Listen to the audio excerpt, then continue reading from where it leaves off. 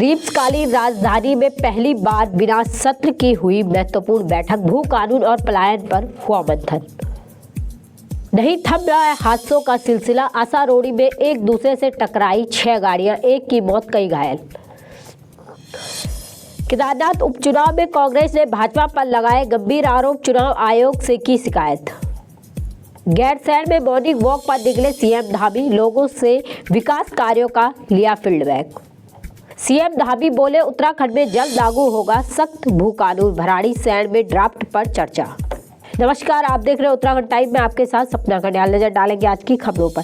उत्तराखंड की ग्रीष्मकालीन राजधानी गैरसैंण में बीते बुधवार को बिना विधानसभा सत्र के ही हलचल नजर आई है। सीएम धामी ने दिन में यहां उत्तराखंड के लिए प्रस्तावित भू कानून पर विचार विमर्श किया। इसके साथ ही पलायन निवारण आयोग की बैठक की अध्यक्षता भी की।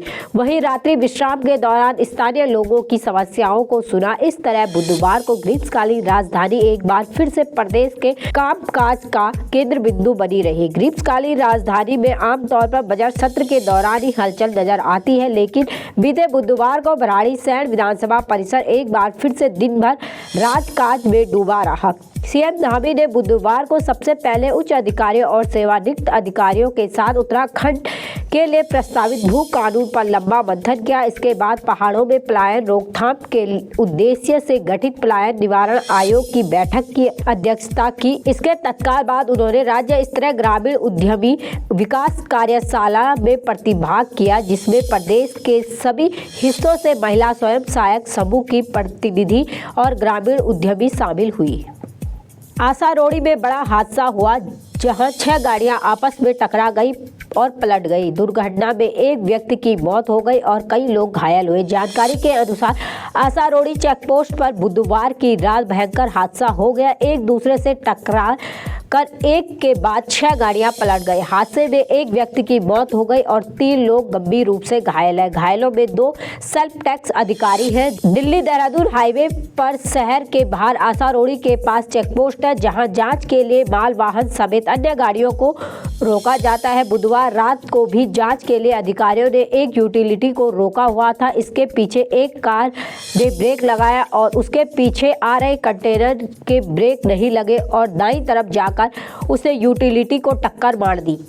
टक्कर इतनी जोरदार थी कि यूटिलिटी और कंटेनर पलट गए। पीछे से आ रहे 2 डंपर भी कंटेनर से टकराकर पलट गए। घटना स्थल पर एक कार और भी पलटी और एक बाइक भी टकरा गई।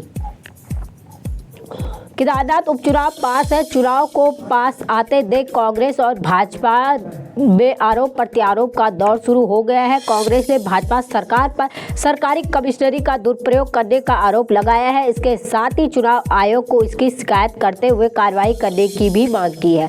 कांग्रेस के प्रदेश अध्यक्ष करण बाला ने केदारनाथ उपचुनाव में भाजपा पर सरकारी कमिश्नरी का दुरुपयोग करने का आरोप लगाते हुए चुनाव आयोग से कार्रवाई की मांग की है। महारा ने इस संबंध में मुख्य निर्वाचन अधिकारी को एक शिकायती पत्र भेजा है, जिसमें उन्होंने सीएम द्वारा अपने चुनावी दौरे में सरकारी अधिकारियों पर दबाव बनाने के साथ ही आंगनबाड़ी कार्यकर्ता और आशा कार्यकर्ताओं को धमकाया जा रहा है, जो लोकतांत्रिक मूल्यों के खिलाफ है। मेहरा ने पत्र में बताया कि केदारनाथ विधानसभा क्षेत्र में 20 नवंबर को उपचुनाव होना है। उन्होंने आरोप लगाया है कि सरकार के आदेश पर जहां स्थानीय लोगों की गाड़ियों की तलाशी ली जा रही है, वहीं भाजपा नेता और अन्य राज्यों से आई गाड़ियों की तलाशी नहीं ली जा रही है। इन गाड़ियों में भाजपा के चुनावी पोस्टर लगे हुए हैं। महारा ने कहा, कथित तौर पर इसमें शराब और धन का वितरण किया जा रहा है, लेकिन पुलिस और सरकारी कमिश्नरियों द्वारा किसी भी प्रकार की कार्रवाई को अंजाम नहीं दिया जा रहा।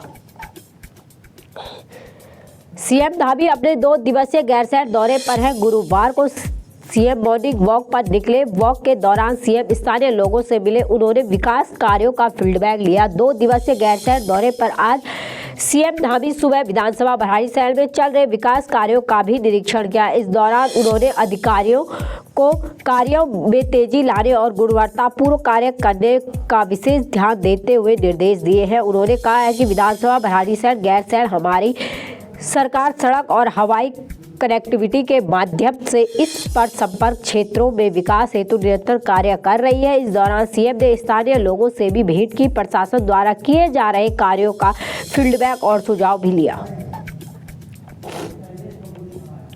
मुख्यमंत्री पुष्कर सिंह धामी की अध्यक्षता में भराड़ीसैंण विधानसभा में अहम बैठक आयोजित की गई। बैठक में सीएम धामी ने भू कानून के ड्राफ्ट को लेकर चर्चा की। इस दौरान मुख्यमंत्री ने कहा कि उत्तराखंड में भू कानून जल्द ही लागू हो जाएगा। सीएम ने बुधवार को भराड़ीसैंण में सख्त भू कानून के संबंध में भू कानून के लिए बनाई गई समिति और अन्य पूर्व उच्च अधिकारियों के साथ ड्राफ्ट पर चर्चा की। सीएम ने कहा कि राज्य सरकार भू कानून को लेकर अत्यंत गंभीर है और प्रदेश की जनता की भावनाओं के अनुरूप ही बनाए जाने की दिशा में काम कर रही है। सीएम ने कहा है कि नया भू कानून स्थानीय लोगों की जरूरत और विकास के पहलुओं को ध्यान में रखते हुए तैयार किया जा रहा है। मुख्यमंत्री पुष्कर सिंह धामी ने कहा कि यह कानून राज्य के नागरिकों की सुरक्षा, उनके हितों और सामाजिक आर्थिक विकास के लिए महत्वपूर्ण होगा। सीएम ने बताया कि चर्चा के दौरान कई अच्छे सुझाव सामने आए हैं, जिसे आगामी भू कानून में शामिल किया जाएगा, जिसके साथ ही एसडीएम और तहसीलदार स्तर पर भी जनता